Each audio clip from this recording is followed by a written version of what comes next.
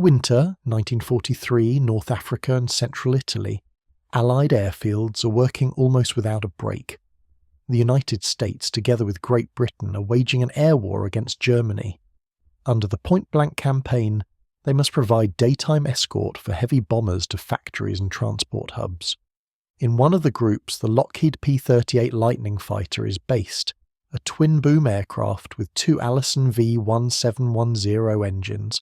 Long-range and good climb performance pilots value its range reserve, but in reports there are more and more notes about a sharp increase in speed in dives and difficulties during pull-out. On a training flight, a pair of P-38 Lightning climbs to an altitude of 7,000 meters, 23,000 feet, and practices a dive entry with a transition to level flight entry, is flown at an angle of about 40 degrees.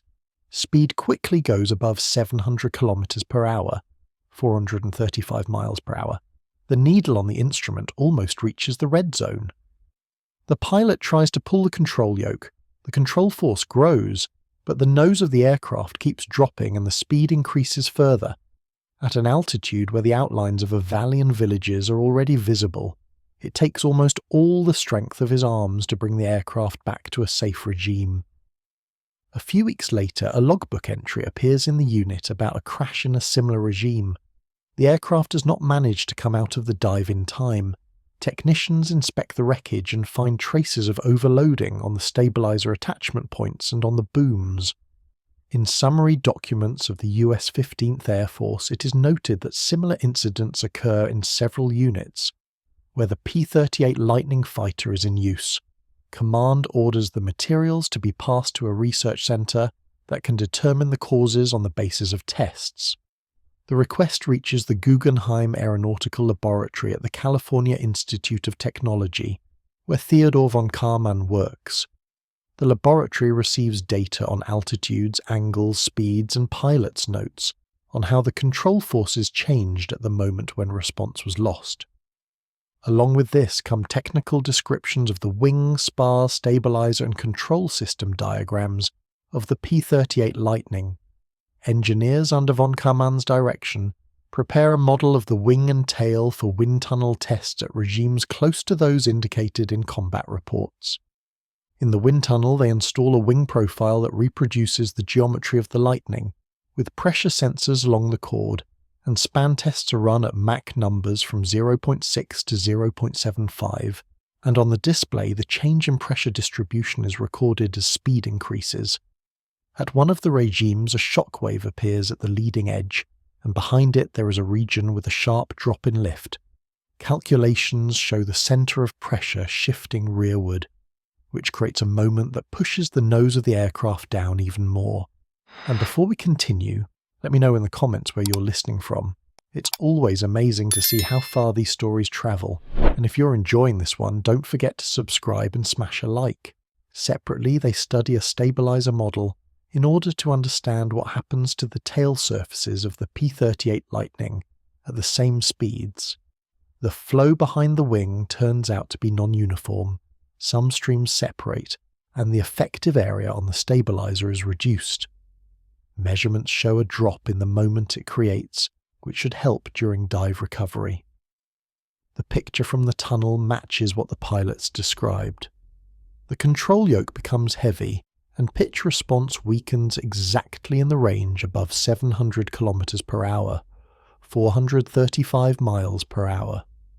Representatives of Lockheed Aircraft Corporation arrive at the laboratory, among them Chief Engineer Clarence Leonard Johnson. Von Kármán and the engineers show them graphs and flow photographs where the position of the shockwave on the wing and stabilizer can be seen. The discussion centers on how to intervene in the force pattern so as to give the pilot back a margin of control without a major redesign of the entire aircraft. The option of changing the whole wing in wartime conditions is considered too slow, so they look at an additional element that would be used only in dives.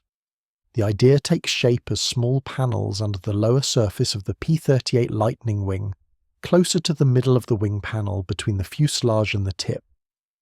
When these panels are deflected downward at high speed, additional lift and drag appear under the wing, and the center of pressure shifts forward. This reduces the nose-down moment and helps bring the aircraft back to smaller pitch angles, with acceptable control forces on the yoke. Johnson takes on the task of integrating this scheme with the load-bearing structure of the production wing without weakening its strength. The Lockheed design group in Burbank develops drawings of the actuators and panel mounts for a trial batch. The calculations include the weight of the unit, deflection angles, allowable loads, and the influence on the center of gravity of the P-38 Lightning fighter. The scheme provides for cockpit control with a separate switch that the pilot uses only in high-speed dives. Documentation adds speed limits for deployment so as to prevent use in regimes where it is not needed. The first aircraft with the new panels is sent for testing, where they check not only the aerodynamic effect but also wing strength at high G loads. Flight cards for test pilots specify dive entry altitudes, angles, speed ranges, and pull-out altitude. They separately record the control forces on the yoke before and after panel deployment, as well as roll and yaw behavior when the new surfaces are deflected. As flight data accumulates, von Kármán and Johnson prepare to evaluate whether the panel really solves the problem that started with the frontline reports. The test P-38. Lightning climbs to an altitude of 7,500 meters, 24,600 feet. In the cockpit sits a pilot who has already flown similar dives on a standard aircraft. After reaching the designated area, he turns the aircraft, stabilizes the heading, and enters dive at an angle of about 40 degrees. Speed increases, the needle passes the 700 km per hour, 435 miles per hour, mark. Familiar vibrations appear, and the control force on the yoke grows.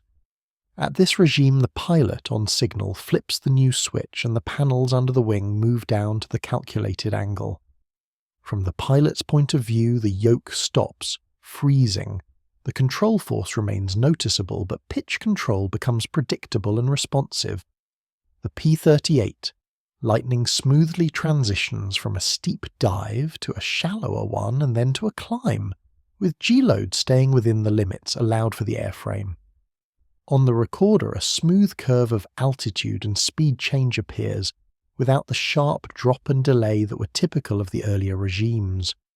Over the interphone, the pilot calls out altitude, speed, and the moment when he deployed the panels so that the test team on the ground can correlate the graphs with his observations. After landing, technicians open up the panels and their attachment points to assess the condition of the hinges and skin.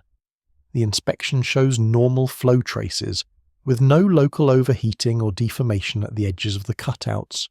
The spar attachments hold their shape, no cracks or metal stretching are found, and the grease in the hinges remains in working condition. These data supplement the flight report and confirm that the structure withstands the loads at the speeds the test pilots reached in dives.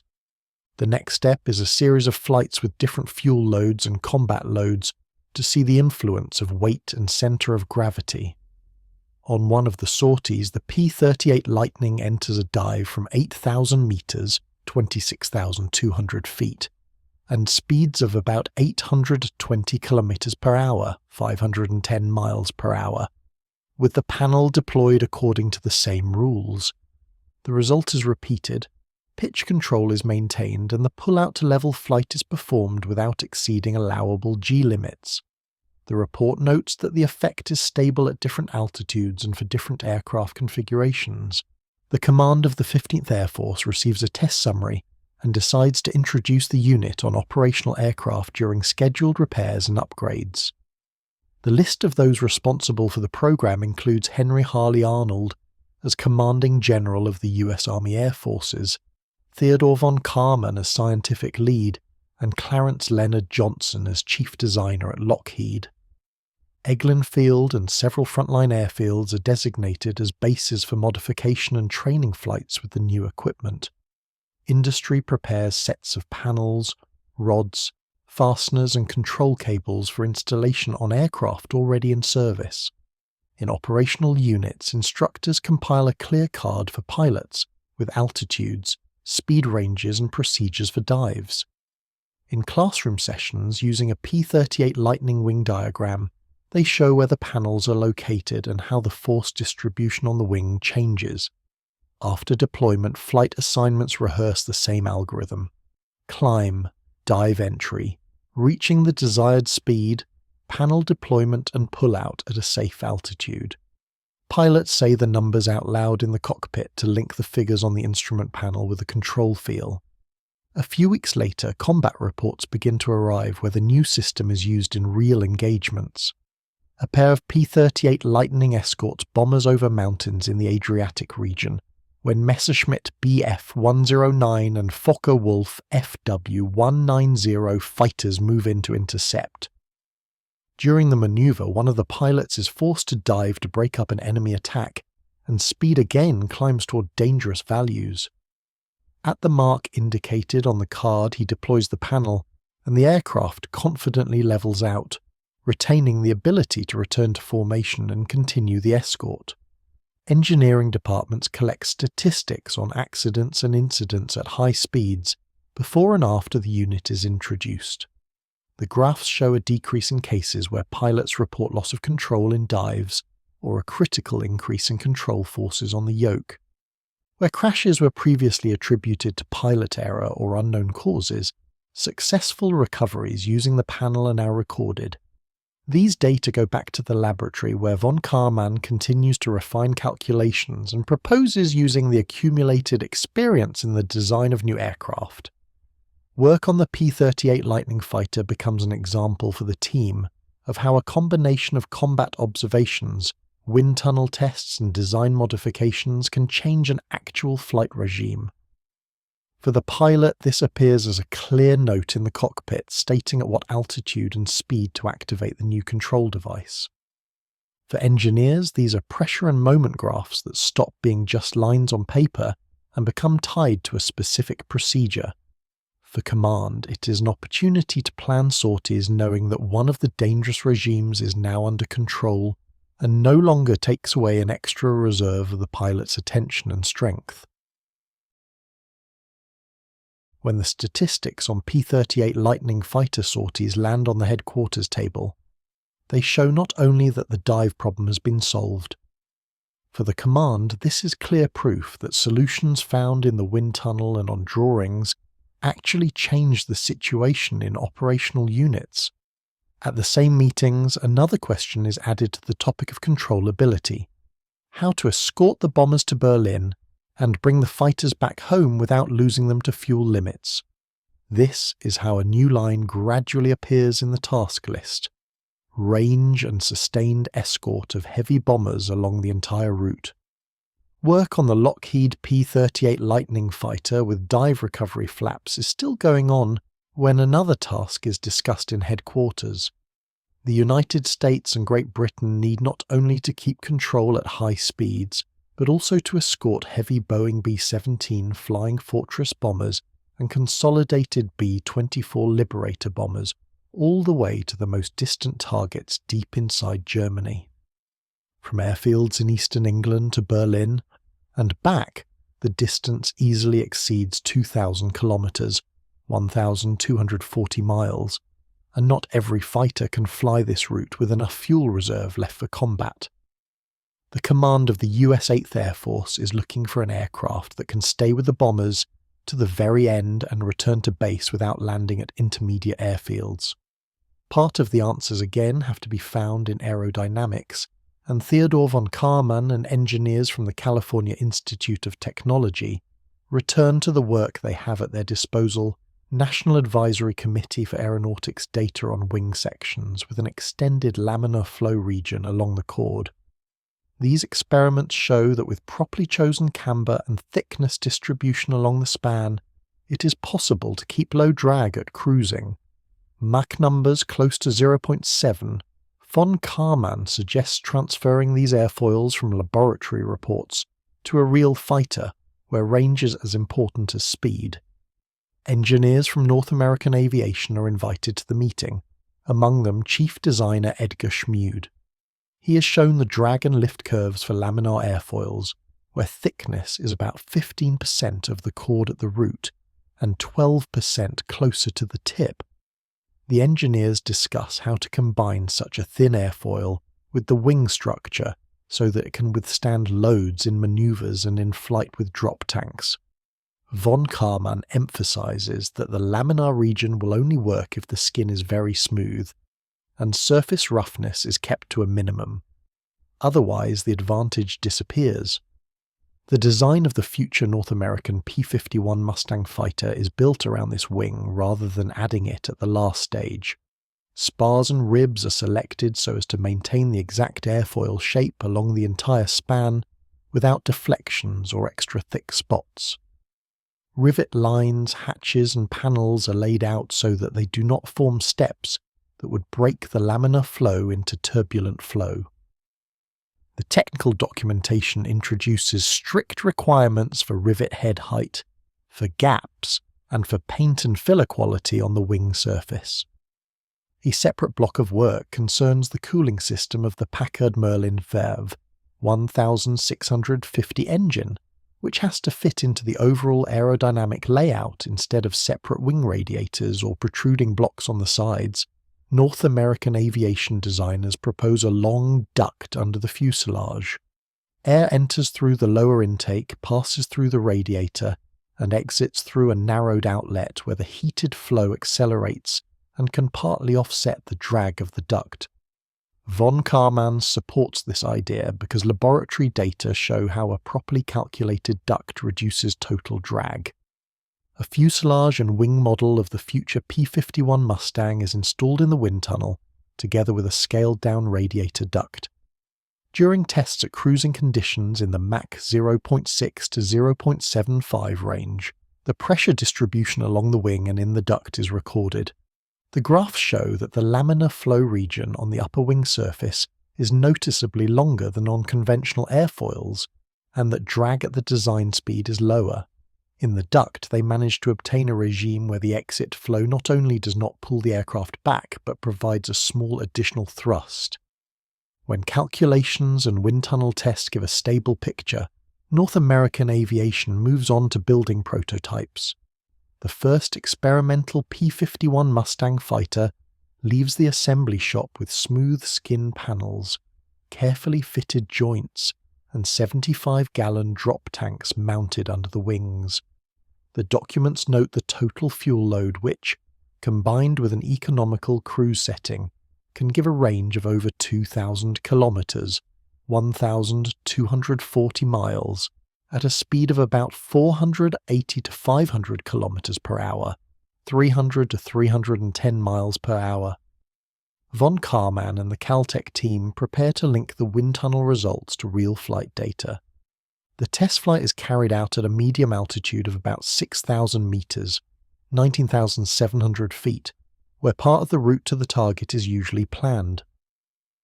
The pilot climbs the P-51 Mustang to the area, sets a cruise speed of about 480 kilometers per hour, 300 miles per hour, and monitors fuel consumption on the gauge.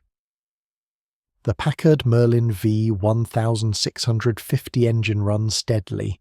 Coolant and oil temperatures stay within the limits that were used for the duct calculations. In level flight, it is clear that with this wing section and radiator layout, the aircraft covers more distance per unit of fuel than earlier machines with conventional wings. On the second flight, the prototype is taken higher, to 7,500 to 8,000 meters, 24,600 to 26,200 feet, to check how the wing and radiator duct behave in thinner air. At a speed of about 600 to 620 kilometers per hour, 375 to 385 miles per hour, control remains precise, and vibration does not exceed the normal level for a fighter. The radiator duct with an adjustable flap makes it possible to keep operating temperatures without a sharp rise in drag at the outlet. These data are logged in reports and compared with the graphs previously obtained in the wind tunnel. Engineers at North American Aviation and Caltech specialists combine the calculated tables with the flight results to evaluate the real range and speed margin.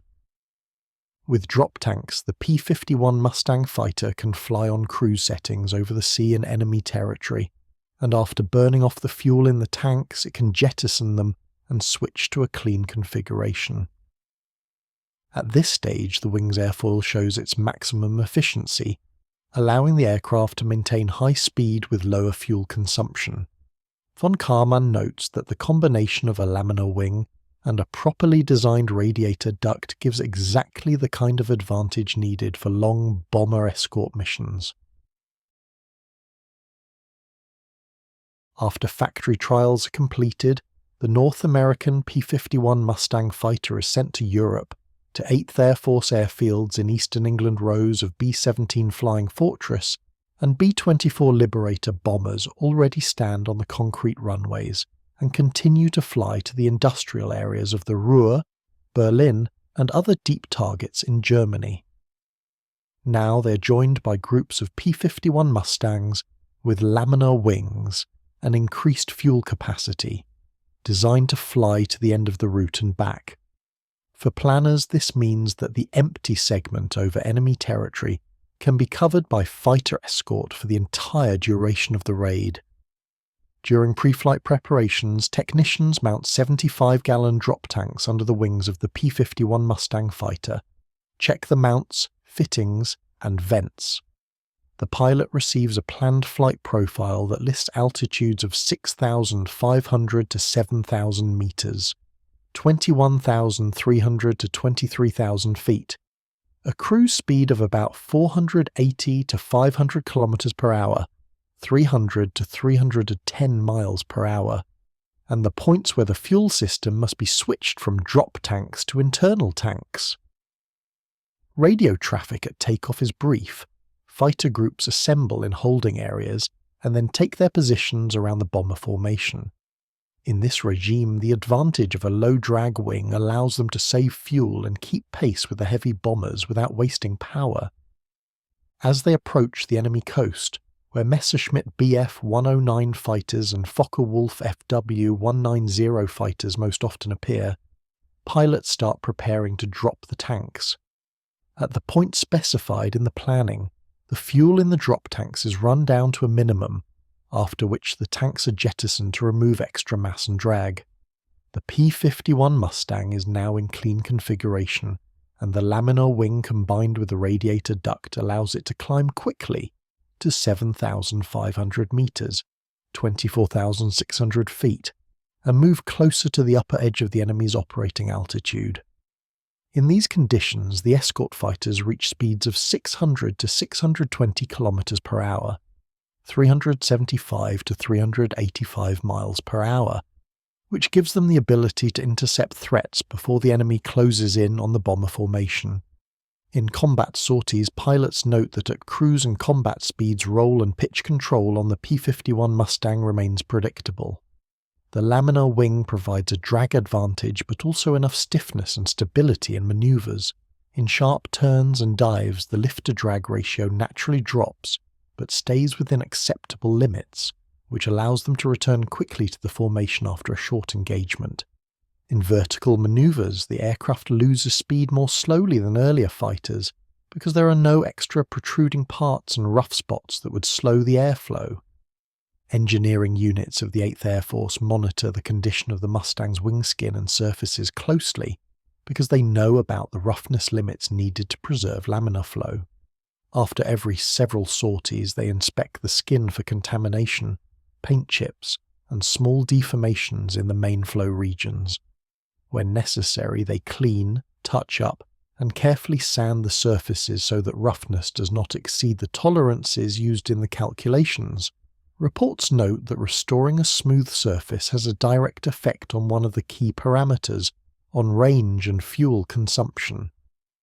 At 8th Air Force Headquarters, data on raids before and after the introduction of the P-51 Mustang fighter as a long-range escort are brought together. En routes to Berlin, Leipzig, and other distant targets, it becomes clear that fighter cover now stays with the bombers almost all the way. In those parts of enemy territory where bombers previously had to fly without reliable escort, groups of Mustangs now continue to accompany them even on the way back.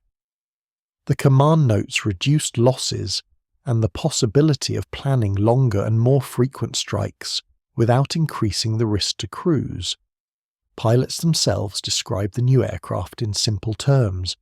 The P-51 Mustang allows them to reach the target not on the last drops, but with a fuel reserve for combat and manoeuvre, at altitudes of 6,000 to 8,000 metres, 19,700 to 26,200 feet.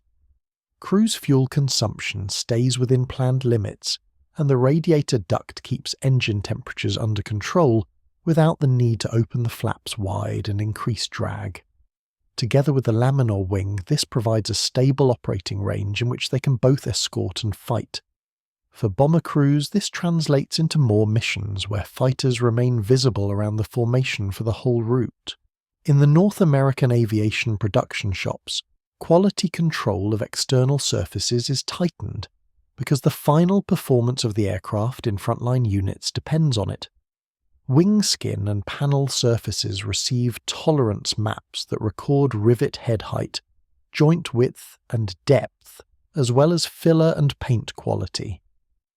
Based on feedback from airfields, adjustments are made to the production process to reduce the risk of surface defects right on the assembly line. These measures ensure that every production P-51 Mustang leaves the factory with the same aerodynamic properties that von Kármán and his colleagues tested in the wind tunnel. By the end of the European campaign, the combination of proven solutions becomes part of the general experience of Allied aviation. Dive recovery flaps on the Lockheed P-38 Lightning fighter remain an example of how controllability at dangerous speeds can be restored without completely redesigning the airframe.